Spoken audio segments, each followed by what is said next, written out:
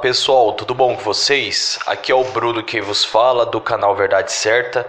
É com muito prazer que eu gravo esse vídeo para todos vocês. Essa é a parte 2, né? Que Cristo Yahushua já veio no ano 70, tá certo? Para você que não assistiu o vídeo parte 1, por favor, entre no card aí que eu estou colocando aí em cima e aperte e veja aí a parte 1, tá certo? Quem já assistiu a parte 1, então vamos ficar nesse vídeo mesmo e vamos dar a sequência da onde a gente parou, tá certo? Então eu vou começar aqui, pessoal, lendo. Antes de tudo, eu queria falar para todos vocês aí que eu vou dar continuidade também ao vídeo aí, Adão e Eva, o livro de Adão e Eva, tá certo? Muitas pessoas eu tenho visto aí muitas visualizações, né? E eu tenho visto aí muitas pessoas colocou ali que gostou e tudo. Então eu vou estar postando a parte 2 aí o livro de Adão e Eva, tá certo? É muito bom, tá certo? Por quê? Porque quanto mais conhecimento você obtém, melhor para você. Agora, lembrando, o melhor de tudo é você ter o conhecimento da graça, né? Se você tem o conhecimento da graça, aí é muito melhor ainda. Agora, se você tiver o conhecimento da graça e também o conhecimento de fatos históricos, né, de pergaminhos antigos como apócrifos, né? Eu tenho aí o Apócrifo volume 1, Apócrifos da Bíblia volume 2, e eu tô para comprar aí o volume 3, tá certo? Quando eu comprar o volume 3, eu vou mostrar pro pessoal aí. Eu ainda não mostrei para vocês aí o volume 2, volume 1, inclusive ele está ali, né, segurando a minha câmera, que o meu tripé não está comigo, mas um outro vídeo eu estarei mostrando para vocês os livros apócrifos, tá certo? É muito bom. Agora lembrando, né, a gente estamos na graça, então de preferência estuda o livro da graça, principalmente aquilo que é dito por Paulo, tá certo? Um dia vocês vão entender mais profundo. Eu vou estar estudando outros estudos, né? A diferença dos ensinos de Paulo para os ensinos de Pedro, Paulo e Tiago, João. A diferença é muito grande da doutrina dada aos judeus cristãos e a doutrina dada aos gentios, que somos nós, tá certo? Então vamos dar sequência, pessoal. Desde já eu quero agradecer bastante, né, a todos vocês aí que se inscreveram no canal, né? Tá chegando aí 92 inscritos. Eu tô muito feliz e eu quero chegar rumo ao 100. É lógico que eu quero que venha chegar até a 10 mil inscritos, né? E me ajuda aí, pessoal. Vai se inscrevendo, vai compartilhando para que o canal venha fortificar. Até porque esse é o meu trabalho, porque dá trabalho editar, então vale a pena a gente transmitir gratuitamente a palavra da graça, né? E no caso a edição de vídeo é muito ruim porque é muito trabalhoso, né? E a gente tendo aí o retorno daquilo que a gente faz é muito gratificante. E eu quero agradecer especialmente vocês que se inscreveram no canal Verdade Certa, né? E compartilharam, tá certo? Um dia eu vou querer fazer uma live, com certeza, tá bom? Eu vou estar abrindo uma página do canal Verdade Certa para que a gente venha estar cada vez mais ligado, tá certo? Então vamos lá, pessoal, vamos dar sequência. Vamos em Mateus capítulo 20, Mateus capítulo 10, versículo 23.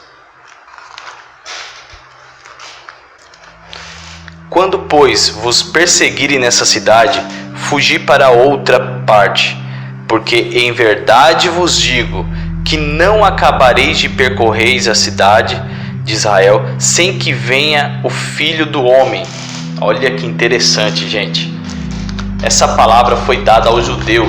Ele falou assim: vocês não vão acabar de percorrer a cidade até que venha o Filho do Homem. Então assim, ele está falando assim, depois que vocês terminar de pregar o Evangelho da Graça em todo o mundo, nos 4 cantos da terra, vocês acabar de percorrer toda a cidade, aí eu vou vir sobre as nuvens e vou arrebatar o meu povo. isso foi dado aos judeus. Muitas pessoas não entendem. Por quê? Porque acha que a Bíblia ela foi escrita para a gente que estamos aqui hoje. A palavra do Criador foi escrita, principalmente as profecias, foram escritas para um povo chamado Israel. Não tem nada a ver com a gente, pessoal. Tanto a forma de como ele fala que vai separar os bodes das ovelhas. Quem eram os bodes? Quem era? Não eram as nações Roma, Grécia, que simbolizava as cidades e países gentios. Não, ele estava falando que ia separar os religiosos que diziam que era do Criador, mas não era. Eles furtavam a palavra dele desde muito tempo. Imagina uma pessoa religiosa matando os profetas. Eles fizeram isso, eles se tornaram prostituta, porque prostituíram a palavra do Criador, né? E fez coisas absurdas. Então, vamos ler de novo. Quando, pois, você perseguirem nesta cidade de Judá, fugi para outra, para que em verdade vos digo que não acabareis de percorrer as cidades de Israel sem que venha o Filho do Homem, né?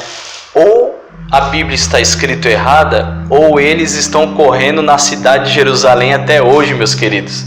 Se Cristo não veio, então eles estão correndo até hoje pela cidade. Imagina eles correndo até hoje pela cidade. Pedro, Tiago, João, embora está escrito que eles foram mortos, mas digamos que ficaram aí um remanescente vivos, que estão correndo até hoje esperando Cristo voltar. Então não faz sentido, né? Então vamos lá então. Abra suas Bíblias agora. Esse é um dos fatos que comprova de que ele veio naquele tempo para eles, né? Ele entrou em juízo com a cidade de Jerusalém, do povo de Israel. Vamos agora em Romanos, capítulo 11. Vamos ver aqui. Romanos, capítulo 10, versículo 18. Olha que interessante. Romanos 10, 18 diz da seguinte forma: mas digo, porventura não ouviram? Isso é Paulo falando. Sim, por certo, pois por toda a terra saiu a voz deles, e as suas palavras até os confins do mundo. Olha que interessante. Paulo está falando assim: você acha que eles não ouviram? Por certo ouviram, porque a palavra do Evangelho da Graça foi pregada nos 4 cantos do mundo. Então, tendo acontecido isso que ele tinha pregado, logo veio o governo do anticristo, da besta, que é o pé de ferro, que eu já falei no primeiro vídeo, que é Roma. Eles eram o último exército que se levantaria para destruir o povo de Deus, né? Então, vamos agora para Apocalipse, do capítulo 1, versículo 7. Olha que interessante. Eis que vem como as nuvens, e todo olho verá, até os mesmos que o traspassaram, e todas as tribos da terra se lamentarão sobre ele. Sim, amém. Então olha, se você não entendeu de novo, eu vou ler mais uma vez. Apocalipse capítulo 1, versículo 7, dá uma olhada aí na sua Bíblia aí.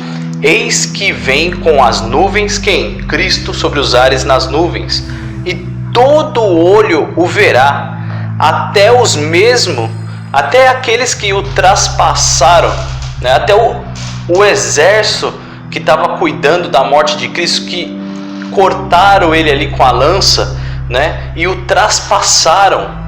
Até os religiosos que colocaram ele para ser crucificado, viria ele.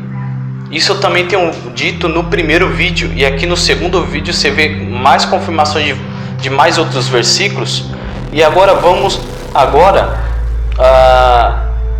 e o evangelho foi pregado a todo mundo, né? E o fim daquele século, daquela geração. Agora Colossenses capítulo 1, versículos 5, 6 em diante e 23, né? Vamos lá e abrir em Colossenses.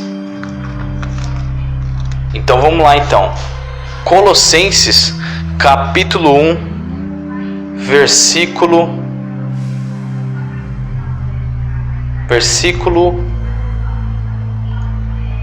5 e 6 e 23. Por causa da esperança que vos está reservada nos céus, do qual já antes ouvistes pela palavra da verdade do Evangelho, que já chegou a vós, como também está em todo o mundo, e já vai frutificando como também entre vós, desde o dia em que ouvistes e conhecestes a graça do Criador em verdade. Versículo 23.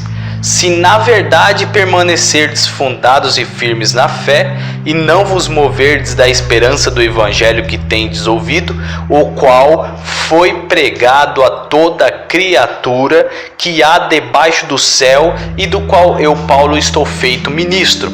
Lembra que muitos irmãos, quando a gente falava assim, tudo indica, irmão, que Cristo já veio, porque não faz sentido hoje. O pessoal fala que ele veio, está acontecendo cada catástrofe nos tempos de hoje, mas ele nunca vem, né? E a gente explicava, tudo indica que ele veio já, tudo indica que é isso. Aí a pessoa falava assim,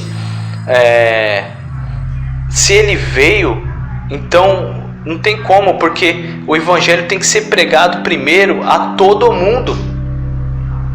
Só que aqui nessa geração, aqui no versículo 23, está mostrando que naquela geração, Paulo falando com as suas palavras e escrevendo, deixou bem claro que naquela geração, que naquela geração o Evangelho foi pregado a todo mundo. Lembra que está escrito que primeiro ele ia esperar pregar o Evangelho a todo mundo e depois virá o fim?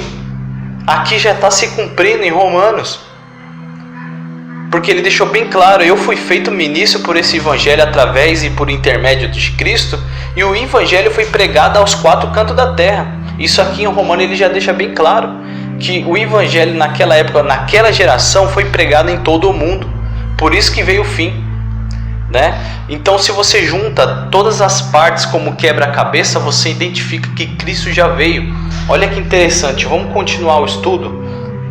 Quando o Evangelho foi pregado, virá o fim, né? Eu já tinha colocado aqui, né? E lembrando que todos que estavam escrevendo as cartas e os livros, pergaminho, estavam debaixo da grande tribulação, que começou em meados do ano 66, com a invasão, né? Com a invasão dos romanos, desencadeando, né, por Nero, completada por Vespasiano e o seu filho general Tito. Olha que interessante, gente. Tem mais coisa para explicar além dessa? Não tem como. Isso aqui é um fato histórico. Vou voltar aqui de novo. Vamos lá. Vamos voltar de novo aqui. Lembrando que todos os que estavam escrevendo as cartas e os livros de pergaminhos estavam debaixo da grande tribulação, que começou em meados do ano 66, com a invasão dos romanos, desencadeada por Nero e completada por Vespasiano e seu filho general Tito, né? 2 Coríntios capítulo 1, versículo 8, vamos lá. 2 Coríntios. É interessante a gente ler a palavra do Criador, porque a palavra do Criador fala o quê? Conhecereis a verdade, e a verdade ela vai vos libertar. Liberdade é uma sensação de livre, de coisa leve, né? E às vezes você anda em tantos conceitos doutrinários, medo, culpa, se sente um nada, porque você não tem conhecimento, você não estuda a palavra. Então é normal isso aí acontecer. Quando você não estuda a palavra, é normal você desencadear na sua mente, na sua alma, uma prisão para você mesmo. Por isso que ele falou: conhecereis a verdade, e a verdade vos libertará, e eu sou o caminho, a verdade e a vida. E Yahushua falando. 2 Coríntios capítulo 1, versículo 8, vamos lá. Vamos lá. 2 Coríntios capítulo 1, versículo 8, 9 e 10. Porque não queremos, irmãos, que ignoreis a tribulação, tá vendo aqui? Que nos sobreveio na Ásia, pois que fomos sobremaneira agravados mais do que podíamos suportar. Aqui ele está falando da tribulação, de modo tal que até da vida desesperamos. Até da vida desesperamos, ou seja, não tem mais esperança. Mas já em nós mesmos tínhamos a sentença de morte, para que não confiássemos em nós, mas no Criador que ressuscita os mortos, o qual nos livrou de tão grande morte e livrará em quem esperamos, que também nos livrará ainda, ajudando-nos também vós em oração, com orações por nós, para que pela mercê que por muitas pessoas nos foi feita, por muitas também sejam dadas graças ao nosso respeito. Então você vê aqui, já está falando que ele estava embaixo de tribulação, já nesse tempo aqui. Lembrando que todos os apóstolos estavam na mesma época, né? Em lugares diferentes. Então vamos lá então. Tiago capítulo 1, versículo 2 e 3. Vamos lá para Tiago, pular para Tiago agora. Tiago capítulo 1, versículo 2 e 3. Vamos lá. Meus irmãos, tende grande gozo, alegria, quando cairdes em várias tentações, sabendo que a prova da nossa fé obra a paciência. Tenha, porém, paciência a sua obra perfeita, para que sejais perfeitos e completos, sem faltar em coisa alguma. 1 Pedro 4:12.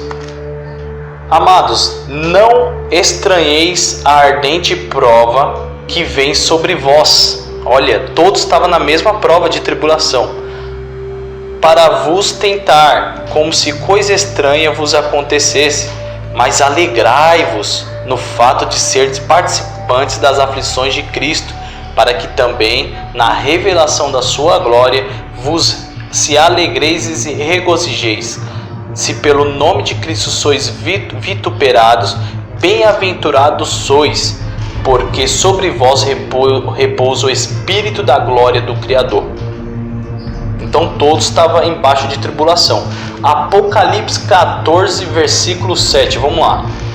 Dizendo com grande voz: temei ao Criador e dai-lhe glória, porque vinda é a hora do seu juízo. E adorai aquele que fez o céu e a terra e o mar e as fontes das águas. Você vê que aqui já está falando em Apocalipse que aí já vem o juízo, né? E João estava naquele tempo. Ele foi o único apóstolo que viu Cristo vindo sobre as nuvens. Por quê? Porque os demais foram mortos. Discípulos, apóstolos, diáconos, né? Teve alguns remanescentes, mas a Bíblia não conta. E só se tiver algum pergaminho antigo que a gente não saiba. Mas até nos apócrifos eu ainda não cheguei a ver nenhum. Mas tudo indica que teve algum remanescente. Mas certeza de 100% que está escrito na palavra do Criador é que o próprio Cristo falou assim: até você aí, ô líder religioso Caifás, você vai me ver vindo sobre as nuvens. E quando ele falou isso, ele ainda tinha 32 anos, ia fazer de 32 para 33, se eu não me engano. Depois que ele morre na cruz do Calvário e ressuscita, no meado de 69 para 70, já começa vindo o governo do anticristo e começa a destruição, e depois Cristo vindo nos ares, e aquele povo daquela geração ainda viram Cristo vindo sobre as nuvens, principalmente aqueles que falaram, que ele falou e profetizou que viria ele. Então, Apocalipse, 2 Tessalonicenses capítulo 1, versículo 3 e 4. Sempre devemos, irmãos, dar graça ao Criador por vós, como é de razão, porque a vossa fé cresce muitíssimo em caridade, de cada um de vós abunda uns para com os outros, de maneira que nós mesmos nos gloriamos de vós nas igrejas, que Deus, por causa da vossa paciência e fé, em todas as vossas perseguições e aflições que suportais, prova clara do justo juízo do Criador, para que sejais havidos dignos do reino de Deus, pelo qual também padeceis. Então assim, você vê que todos estavam padecendo aí a tribulação.